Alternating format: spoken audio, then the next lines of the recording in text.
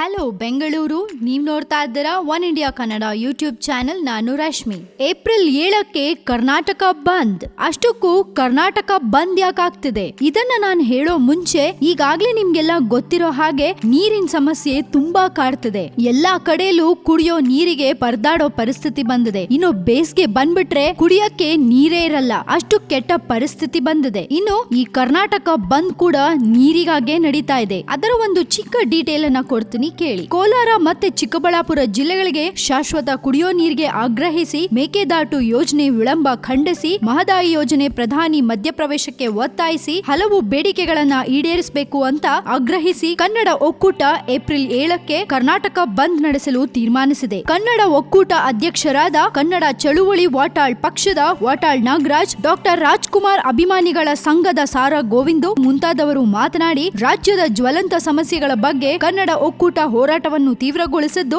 April 7ಕ್ಕೆ Karnataka ಬಂದ್ಗೆ ಕರೆ ನೀಡುವುದಾಗಿ ತಿಳಿಸಿದ್ದಾರೆ. ಇನ್ನು ಕೋಲಾರ, ಚಿಕ್ಕಬಳ್ಳಾಪುರ ಶಾಶ್ವತ ಕುಡಿಯುವ ನೀರಿಗಾಗಿ ಆಗ್ರಹಿಸಿ ಅಲ್ಲಿನ ಜನರು ನೂರಾರು ದಿನಗಳಿಂದ ಹೋರಾಟ ಮಾಡ್ತಿದ್ರು. ಯಾವುದೇ ಸರ್ಕಾರ ತಲೆ ಕೆಡಿಸಿಕೊಂಡಿಲ್ಲ. ಜೊತೆಗೆ ಸರ್ಕಾರ ಹಾಗೂ ಜನರಲ್ಲಿ ಜಾಗೃತಿ ಮೂಡಿಸುವ ಸಲುವಾಗಿ ಏಪ್ರಿಲ್ 7ಕ್ಕೆ ಕರ್ನಾಟಕ ಬಂದ್ ಹಮ್ಮಿಕೊಳ್ಳಲಾಗಿದೆ ಎಂದರು. ಬಯಲು ಸೀಮೆ ಜಿಲ್ಲೆಗಳಿಗೆ ಕುಡಿಯುವ ನೀರಿಗಾಗಿ ಹೋರಾಟ ನಡೆಸುತ್ತಿರೋದು ದುರದೃಷ್ಟಕರ. ಆಳುವ ಸರ್ಕಾರಕ್ಕಿಲ್ಲದ ಬದ್ಧತೆ, ಪ್ರತಿಪಕ್ಷಗಳಿಗಿಲ್ಲದ ಕಾಳಜಿಯಿಂದ ಈ ಪರಿಸ್ಥಿತಿ ನಿರ್ಮಾಣವಾಗಿದೆ ಅಂತ ಕಿಡಿಕಾರಿದ್ದಾರೆ. ಮೇಕೆದಾಟು ಯೋಜನೆಯನ್ನ ವಿಳಂಬ ಮಾಡದಂತೆ ಕೈಗೆತ್ತಿಕೊಳ್ಬೇಕು. ಮೇಕೆದಾಟು ಯೋಜನೆ ಪ್ರಾರಂಭಿಸಲು ತಮಿಳುನಾಡು ಸರ್ಕಾರದ ಜೊತೆ ಮಾತುಕತೆ ಅಗತ್ಯ ಇಲ್ಲ ಅಂತ ಕೂಡ ಹೇಳಿದ್ದಾರೆ. ಈ ಎಲ್ಲಾ ಬೇಡಿಕೆಗಳನ್ನ ಮುಂದಿಟ್ಕೊಂಡು ಏಪ್ರಿಲ್ 7ಕ್ಕೆ ರಾಜ್ಯ ಬಂದ್ಗೆ ಕರೆ ಕೊಡೋದಾಗಿ ತಿಳಿಸಿದ್ದಾರೆ. ಸದ್ಯದ ಮಟ್ಟಿಗೆ ಬಂದ್ ನಡೆಯತ್ತೋ ಇಲ್ವೋ ಗೊತ್ತಿಲ್ಲ, ಇನ್ನೂ 1 ತಿಂಗಳಿದೆ. ಆದ್ರೆ ಮಹದಾಯಿ ಹೋರಾಟದ ಕಾವು ಈಗಾಗಲೇ ಉತ್ತರ ಕರ್ನಾಟಕದಲ್ಲಿ ಜೋರಾಗಿದೆ. ಹಲವು ಸಂಘಟನೆಗಳು ಹಿಂದಿನಿಂದ ಪ್ರಧಾನಿ ನರೇಂದ್ರ ಮೋದಿ ಮಧ್ಯ ಪ್ರವೇಶ ಮಾಡಬೇಕು ಅಂತ ಒತ್ತಾಯಿಸಿಕೊಂಡೇ ಬಂದಿದೆ. ಹೀಗಾಗಿ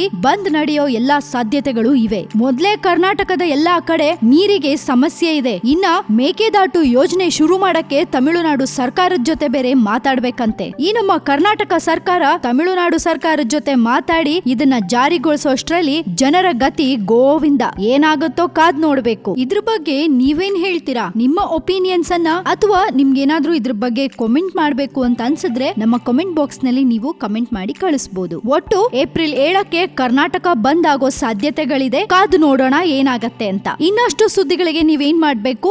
one India Kannada YouTube channel ಅನ್ನ ಸಬ್ಸ್ಕ್ರೈಬ್ ಮಾಡ್ಬೇಕು. ಜೊತೆಗೆ ಈ ನಮ್ಮ ವಿಡಿಯೋನ ಲೈಕ್ ಮಾಡ್ಬೇಕು, ಶೇರ್ ಮಾಡ್ಬೇಕು. ಹೀಗೆ ನಿರಂತರವಾಗಿ ನೋಡ್ತಾ ಇರಿ one India Kannada news channel.